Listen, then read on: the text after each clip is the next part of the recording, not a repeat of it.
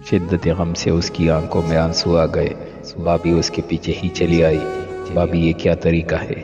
کیا ہم نے کیا کیا؟ تمہارے بھائی اتنی مشکل سے کما کر لاتے ہیں اور وہ ہم تم پر لگا دے؟ واہ بھائی واہ، بابی ہاتھ نچا نچا کر بولی۔ باقی بابیاں شور سن کر آ گئی تھی اور انہوں نے بھی بڑی بابی کی ہاں میں ہاں ملائی۔ وہ جلدی میں اپنا کھانا لے کے آنا بھول گئی تھی اور آج پھر سے اس کی رات پاکے میں کٹنی تھی۔ بابی، آپ نے پہلے مجھ سے میرے بھائیوں کو دور کیا، میں نے آپ سے کچھ نہیں کہا۔ آپ میرے خلاف بھائیوں کے کان بھرتی رہی، میں پھر بھی چپ رہتی ہوں۔ نہ آپ مجھے اپنے بچوں کو پیار کرنے دیتی ہے، یہ بھی ٹھیک ہے۔ آپ کی وجہ سے مجھے نوکری کرنی پڑی تاکہ میں 2 وقت کا کھانا کھا سکوں اور اپنے بھائیوں پر بوجھ نہ بنوں۔ اور کتنا گریں گی آپ لوگ۔ آپ شاید یہ بھول رہی ہے کہ اللہ ظالم کی رسی دراز کرتا ہے۔ ڈرے اس وقت سے جب اللہ آپ کی رسی کھینچے گا اور آپ کے ہاتھ پچھتاوے کے علاوہ کچھ نہیں آئے گا۔ او بی بی، یہ لیکچر جا کر کسی اسکول کے بچوں کو دینا۔ 2 ڈگریاں کیا لے لی؟ سر چڑھ کر بول رہی ہے۔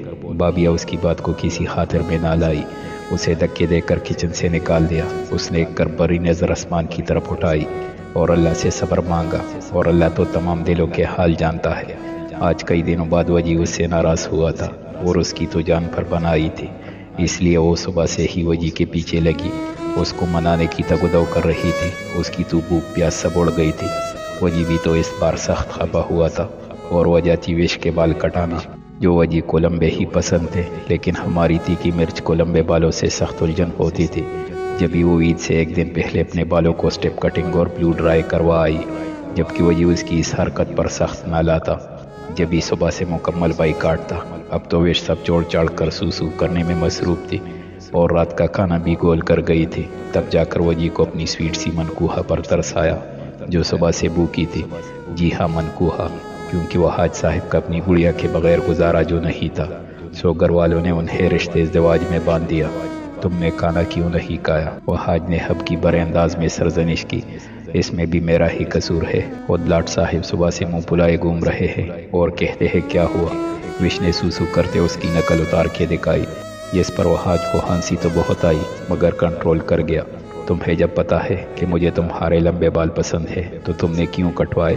اس کا مطلب تو یہی ہے کہ تم میری بات کو اہمیت نہیں دیتی۔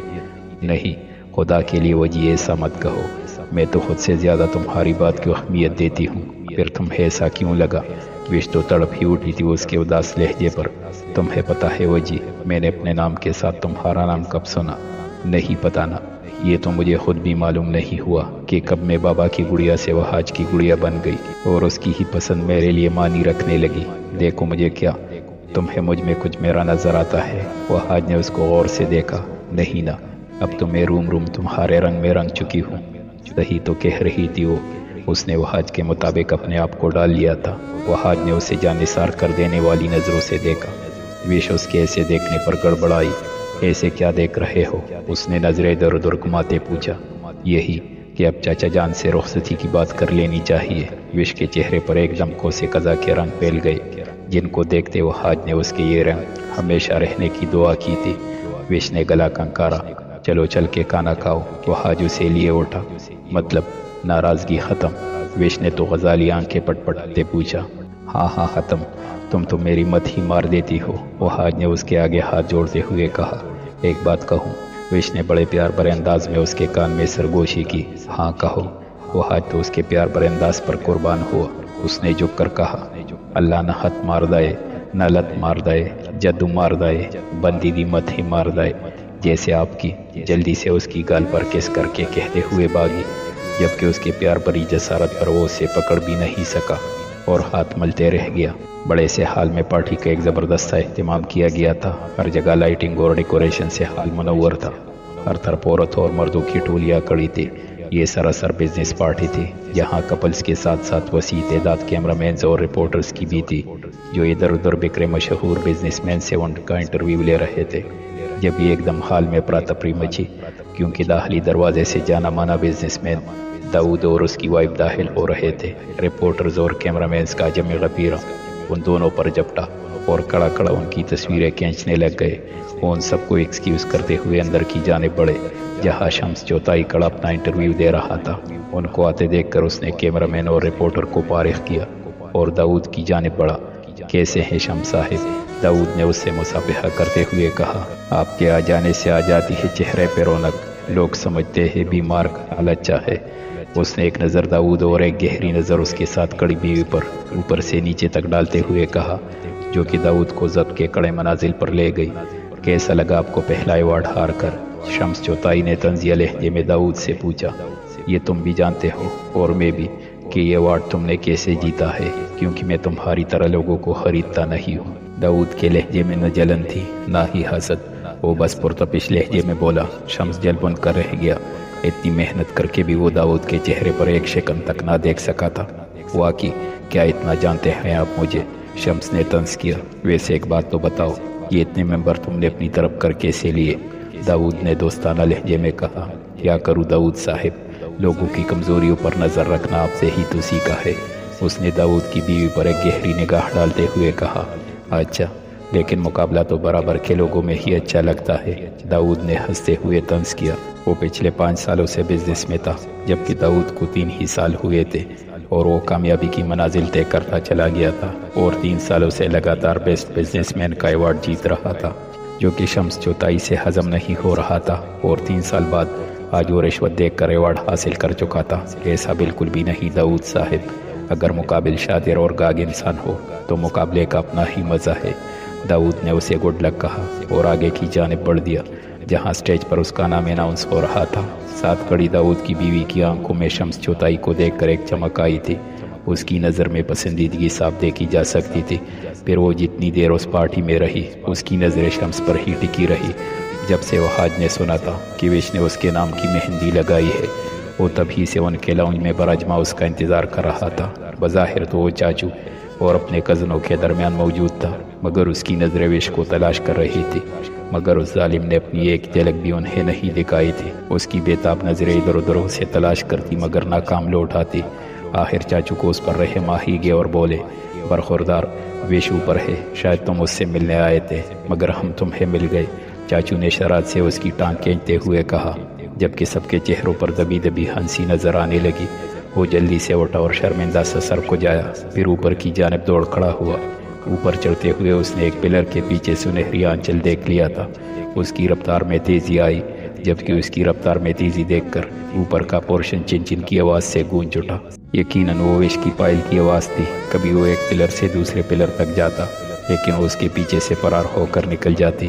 وش، میں آخری دفعہ کہہ رہا ہوں، باہر نکل آؤ ورنہ تمہیں سزا ملے گی، اس نے مصنوعی غصہ ہوتے کہا۔ کبھی نہیں، اس کی شرارتی آواز گونجی۔ اچھا جی، تو ایسی بات ہے، اس نے منہ پر ہاتھ پھیرتے ہوئے کہا۔ وہ ایک پلر تک گیا۔ جب وش اس کے پیچھے سے پھرتی سے گزرنے لگی، اس نے فوراً بنا مڑے اس کا ایک ہاتھ پکڑ کر کھینچا اور پلر کے ساتھ لگایا اور اس کے دائیں بائیں بازو روک کر اس کے جانے کی راہ مسترد کر دی۔ اب بتائیے میڈم، کہاں جانے کی تیاری ہے؟ مجھ سے چپ رہی تھی، وہ حاج نے آئی برو اچکاتے پوچھا، جس کے جواب میں اس نے برا سا منہ بنایا۔ اسے اپنے پکڑے جانے کا افسوس تھا، اب مجھ سے چھپنے کی سزا تو ملے گی، وہ حاج نے وش کو گہری نظروں سے دیکھتے ہوئے کہا۔ اس کے اس طرح دیکھنے پر وہ سٹپٹائی اور ادھر ادھر دیکھنے لگی۔ وہ حاج وش کے نزدیک ہوا، اتنی قربت پر وش کا چہرہ سرخ ہو گیا، ماتھے پر پسینہ چمکنے لگا اور ہتھیلیاں نم ہو گئی۔ اس نے کہاں دیکھی تھی وہ حاج کی اتنی قربت؟ وش کی تو حالت ہی پتلی ہو گئی۔ وہ حاج، اس نے ڈرتے ڈرتے اس کا نام لیا اور اپنے سوکھے ہونٹوں کو زبان سے تر کیا۔ وش کی اس حرکت پر وہ حاج کی نظریں وش کے گلاب جیسے لبوں پر ٹک گئی، جس سے وش کی جان پر بنائی۔ وش نے پٹا پٹ اپنے ہونٹ بینچ لیے۔ اس کی اس معصوم حرکت پر وہ حاج اپنی مسکراہٹ ضبط کر کے رہ گیا۔ وہ اس کے اور قریب ہوا اور اس کے ماتھے پر لب رکھ کر اسے معتبر کیا۔ وش نے شرما کر پلکوں کی چلمن گرائی۔ اس کی آنکھوں کی نزاکت دیکھ کر اس نے باری باری ان دونوں پر بھی لب رکھے اور کہا، قیامت ہے اس آنکھ تمہاری، تم آخر خواب جس کے دیکھتے ہو۔ اس نے پشتو زبان میں اس کی آنکھوں کی تعریف کی۔ وہ حاج نے اس کے رخسار دیکھے جو شرم و حیا سے تپ اٹھے تھے۔ سو دیکھ کر تیرے رخسار و لب یقین آیا کہ پھول کھلتے ہیں گلزار کے علاوہ بھی۔ وش کی حالت تو ایسے تھی کہ کاٹو تو بدن میں لہو نہیں۔ وہ کڑی بھی وہ حاج کے سہارے تھی، اگر وہ چھوڑتا تو یقیناً گر جاتی۔ اس کا چہرہ لہو چلکانے کو ہوا تھا۔ اب وہ حاج کی نظر اس کے سرخ ہونٹوں پر تھی۔ اب اس کا ضبط جواب دے گیا اور اس نے نرمی سے اس کی لبوں کی نرماہٹ کو سمیٹا۔ وش نے اس کی کالر جکڑ لی۔ کچھ دیر بعد وہ حاج نے اس کی جان بخشی کی تو وہ گہرے گہرے سانس بھرنے لگی۔ वहाज ने उसके मेहंदी भरे दोनों हाथ पकड़े और अपने नाम की मेहंदी पर लब रखे और उनको अपने सीने पर रखा। तुम दुनिया का अनमोल तोहफा हो मेरे लिए।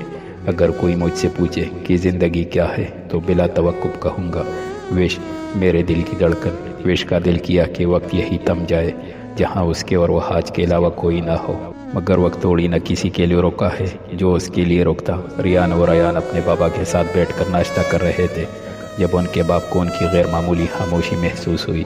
क्या बात है मेरे टाइगर्स, आज बहुत खामोश है, उसने अपना लहजा बशाश बनाते हुए कहा।